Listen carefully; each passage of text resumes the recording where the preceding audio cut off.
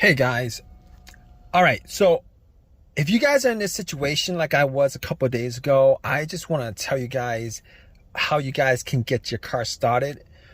So basically this situation is a crank no start issue. So basically my car worked fine for the longest time. I had no issues whatsoever. Battery was good. Haven't had battery issues at all. And out of nowhere, I parked it, got a crank no start issue. And the thing about it is, it drove fine the whole entire day, had no issues whatsoever. I went to a bunch of places. I drove it to the store, to the pet shop. I even got a couple of goldfishes when this occurred. It was pretty much at the end of the day. All right. Got some goldfishes at PetSmart. Went to a CVS to pick up something to drink. And got back out. Tried to start my car. And all I got was a crank, but it would not run. Crank, it would not run. Crank, it would not run. And I tried to start it multiple times. So I was a little bit worried because it's very, very, very warm out. And probably like in the mid 90s. Had some goldfish in a bag. And I was worried that those goldfishes might die. So I was a little bit stressed out with the whole situation. All right. I did get something to drink. I did get a can of Coke in Arizona. And they were kind of cold. So I actually put it in the bag where the goldfish were and hoping that the goldfishes would survive. But that's neither here nor there. And so I turned on my headlights, all right, just to see whether it could be a battery issue because the battery was never changed. I did not know the condition of the battery or how old the battery was. Did not know the condition of the battery terminals, etc., etc. But I know that I didn't have any issues previous to this. I turned on my headlights, went out, checked. The headlights were very, very bright. The cranks were very, very strong. It wasn't like it was struggling to crank. It wasn't like it was struggling to crank at all. It was the cranks were very, very strong. All right. Now, knowing from previous experiences, if the battery is weak, I would normally get a weak crank. Like it would try to start, but it wouldn't. And the more you crank it, the weaker it got till it just would not crank it on you because your battery's dead. However,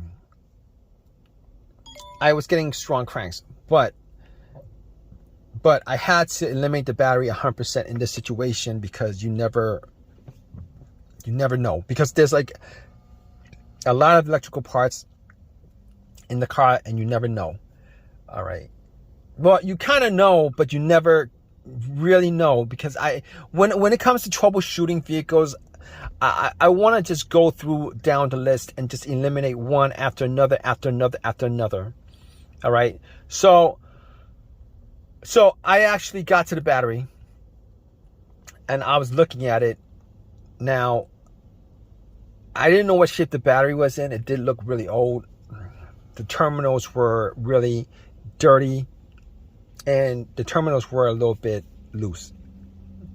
So what I did was I took the terminals off. I got some paper towel. I took my Coke and poured it on the terminals, cleaned it up as best I could, and cleaned off a lot of the green, whitish stuff that was on there. Popped it back on, tried to start it, and did the same thing. Strong crank won't start. It didn't start. Strong crank didn't start. So I was thinking to myself, you know what? I was still getting a strong crank after like cranking it 7 times. And to me, that pretty much says that the battery is pretty good. Even though the battery looked kind of old, pretty old, but it was under the hood. It was the battery. You know, after a while, if you put anything and not look at it after a while, you get dust on it and dirt and all that grime and all that stuff, right? So I was thinking to myself, 90% sure it's not the battery. I can't say 100%. You can never rule out, you can never rule that out unless you're able to get the car started, or are you able to test it out? So I didn't really have a jumper on me. I didn't have a jump pack to jump it. So I wasn't able to test, say 100% it was in the battery. But seeing as how the headlights were bright and it was cranking strong after 7 tries, I eliminated the battery altogether. All right, I eliminated the battery altogether. Now, I was thinking to myself, with this scenario, it could be a lot of different things, right? It could be the camshaft position sensor, it could be crankshaft position sensor, it could be the throttle position sensor, it could be the mass airflow sensor, because there's like a lot of sensors on the vehicle. It could be a lot of different things.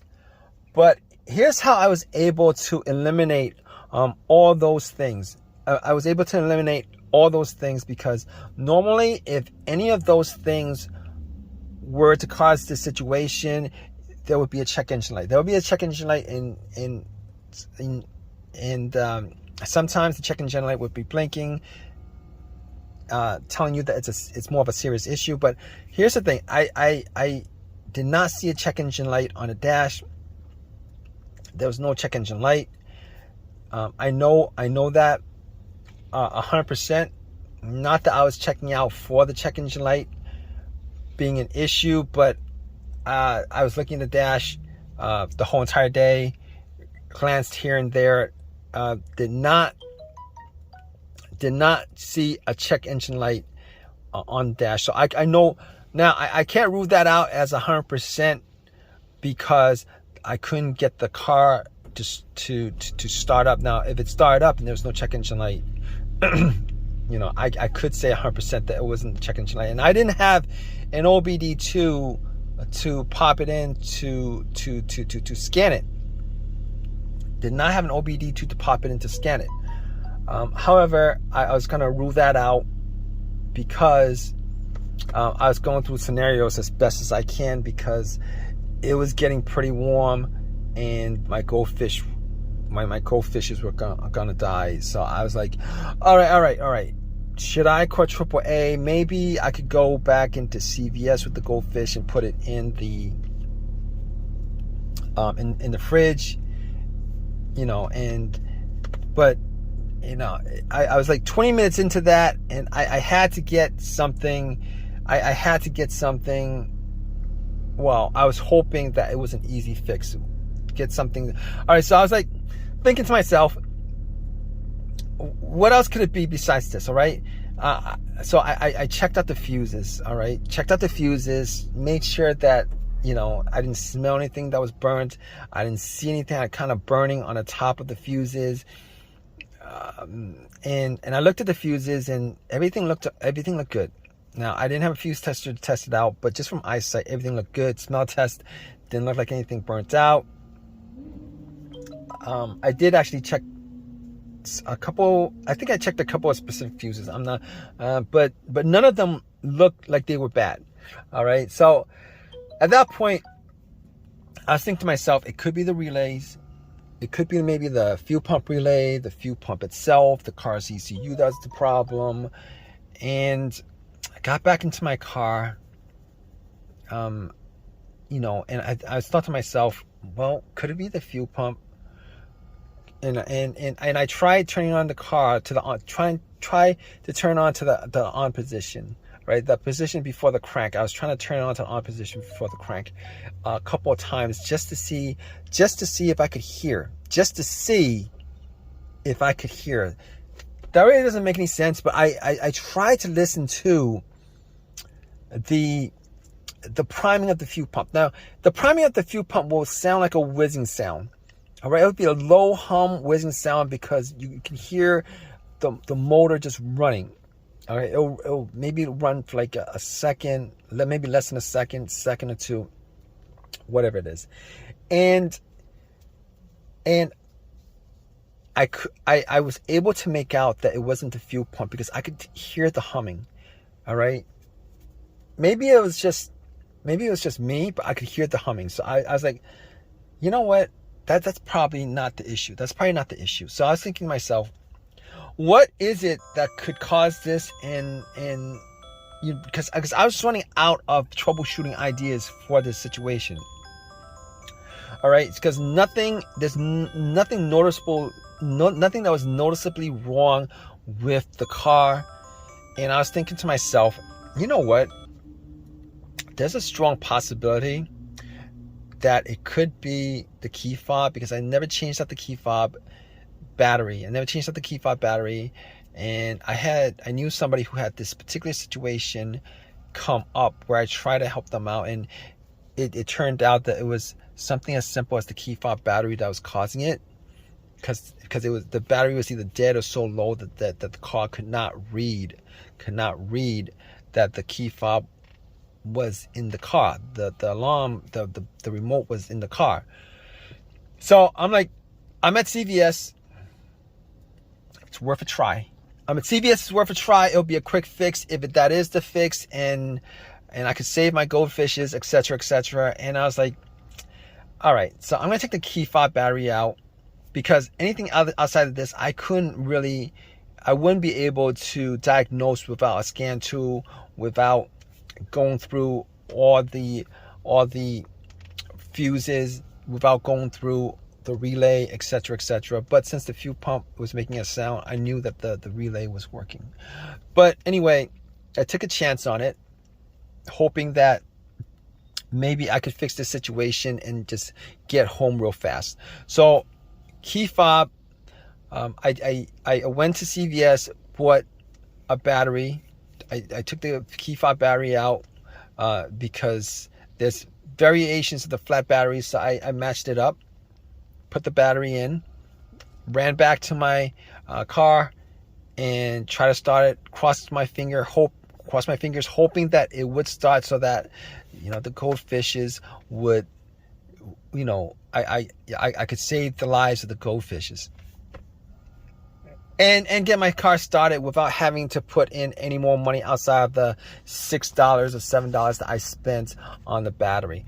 And I turned it on. I tried to crank it. It cranked and it turned on. It cranked and it turned on, guys. So I was relieved, and I've had no issues with it since. I was relieved. I had no issues with it ever since. And it's been a couple of days. I know for a fact that it is the battery, the fat battery and the key fob that's the problem. And I'm hoping that if you guys are in this situation, you guys probably are in one of these kind of situations where you have a crank no start, and you guys are trying to find a solution for it. I'm hoping that you guys have this easy of a fix as I did. So if you guys have this situation, you guys went through all the troubleshooting steps, and you guys are pretty much at a loss as to what to do next. All right, spend $6, get a brand new key fob battery. Take the key fob battery out of take the old key fob battery out of your remote, swap it out, and then try to start it. Hopefully you guys have as much as an easy fix as I did with my car. All right, hopefully that works out for you. If you guys have any comments, definitely leave a comment in the comment section. Please subscribe. Please give me a thumbs up. All that good stuff for guys.